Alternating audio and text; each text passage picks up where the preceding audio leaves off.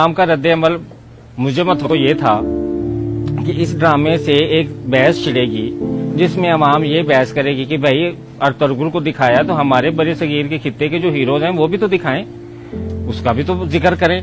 लेकिन वो कहानियां तब बताएं जब मुल्क से मोहब्बत हो। ये कहानी मुल्क से मोहब्बत की है और इस मुल्क में कौन मुल्क से मोहब्बत करता है मुझे बता दें। किसका ख्वाब, किसकी ख्वाहिश है पाकिस्तान में रहने की? पाकिस्तान को लूटने की सबकी ख्वाहिश है, इसमें रहने की किसी की ख्वाहिश नहीं, ना कोई यहाँ रहना चाहता है।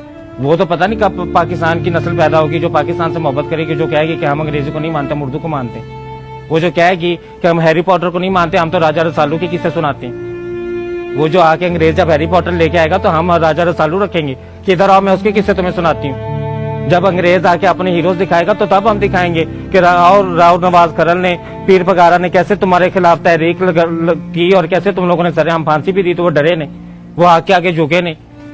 वो भी तो कहानियां हमारे खित्ते की हैं, वो कहाँ की कहानियां, लेकिन वो हमें नहीं पता। तो हमें क्यों नहीं पता? क्योंकि हम अंग्रेजों के गुलाम जो ठहरे।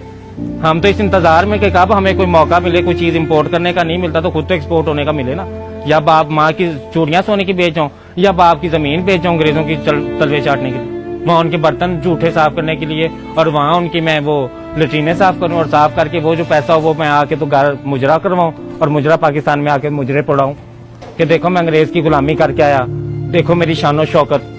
जिस मुल्क के रहने वाले बाशिंदे उस मुल्क से इतने गद्दार हों, उस मुल्क के इतने बेवफा बेफैज हों, इस थाली में खा के इस थाली में छेद करने वाली ये अवाम ये बाहर जाके खुश होती है, ये यहाँ पे फखर समझती है। या सारी जिंदगी कमाई, सारी जिंदगी पाकिस्तान से पैसा कमा के तो वो बाहर लेके जाते, सारी जिंदगी खाया पाकिस्तान का। 20 साल तुम लोगों ने पाकिस्तान में खाया, खा के फिर तुम लोगों ने 10 साल पैसा इकट्ठा बाहर जाने के लिए किया और फिर बाहर जाके अंग्रेजों की गुलामी शुरू कर दी। हमारे मुल्क की जबान उर्दू जबान जिसकी शायरी सुनते हैं अंग्रेज बैठ के, वो बाबा बुल्ले के शाह का कलाम जो पंजाबी में शेर अंग्रेज बैठ के सुन रहा है और वो दुनिया में उसका नाम ले रहा है, उसको प्रमोट कर रहा है, हम उसी पंजाबी को तौहीन समझते हैं। आप जाए नाके पे, आप उसी नाके वाले से पंजाबी में बात करके उसका रवैया देख लें, फिर उसी से इंग्लिश में बात करके उसका रवैया देख लें। पंजाबी में बात करेंगे तो वो कहेगा कि ये कोई पागल घटिया इंसान है, जाहिल सा, इसको तो डराओ धमकाओ, इसको तो पूछो कौन हो यार, कहाँ से आए हो, की गल तीनू, की मसला वा तीनू,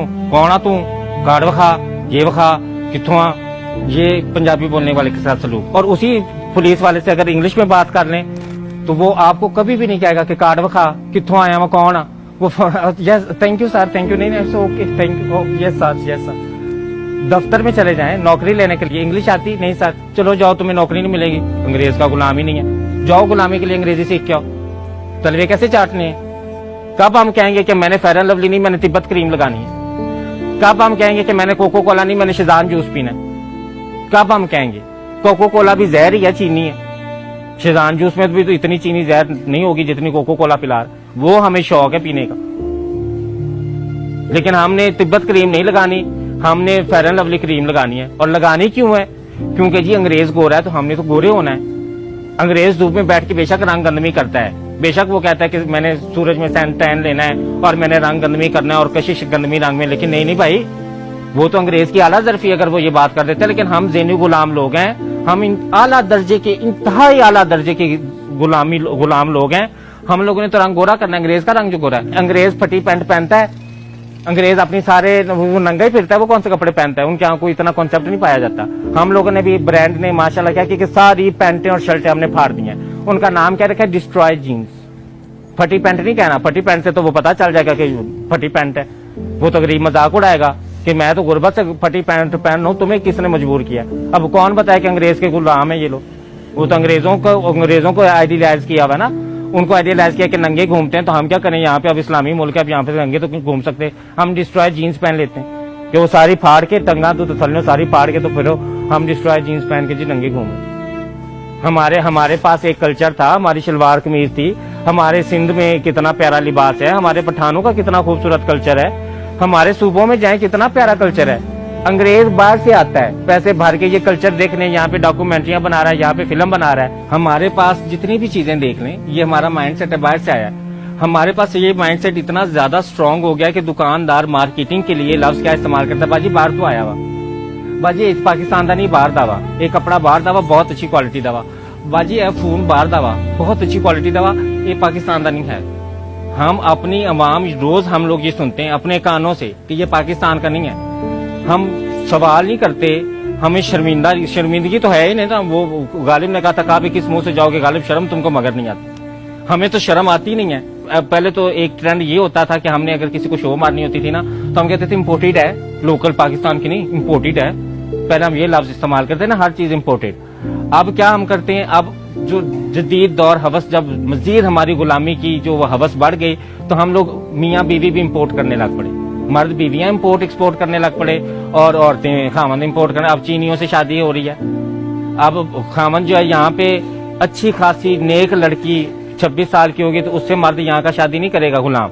ऐसा गुलाम जेन का बंदा है। यहाँ वो लड़की कवारी बेचारी मर जाएगी, वो बूढ़ी हो जाएगी।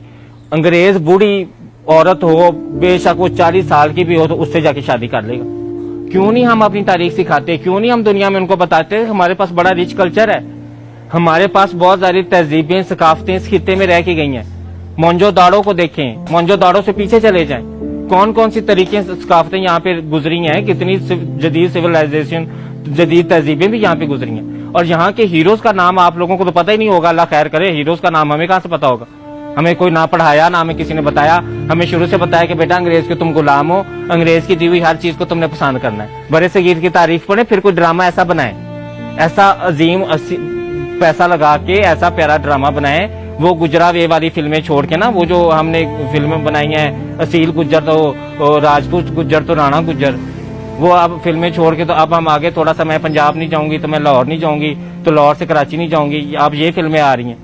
तो इन फिल्मों से निकल आए, कोई लोगों को शौक दे दें, कोई तालीम दे दें, कोई लोगों को हिस्ट्री पढ़ा दें, कोई तारीख पढ़ाए अपने बच्चों को, ताकि वो अपने मुल्क से मोहब्बत करें। हम अपने मुल्क से मोहब्बत, हमारी नौजवान आगे नस्ल क्यों नहीं कर रही? क्योंकि हमने उन्हें इम्पोर्टेड वाला कॉन्सेप्ट जो दिया हुआ है। शुक्र हमने ये नहीं कह दिया कि बेटा तुम भी इम्पोर्टेड हो, ताकि वो अपने आप को और ज्यादा वो आला अरफा समझे कि हम इम्पोर्टेड बच्चे हैं, हम पाकिस्तान में पैदा नहीं हुए।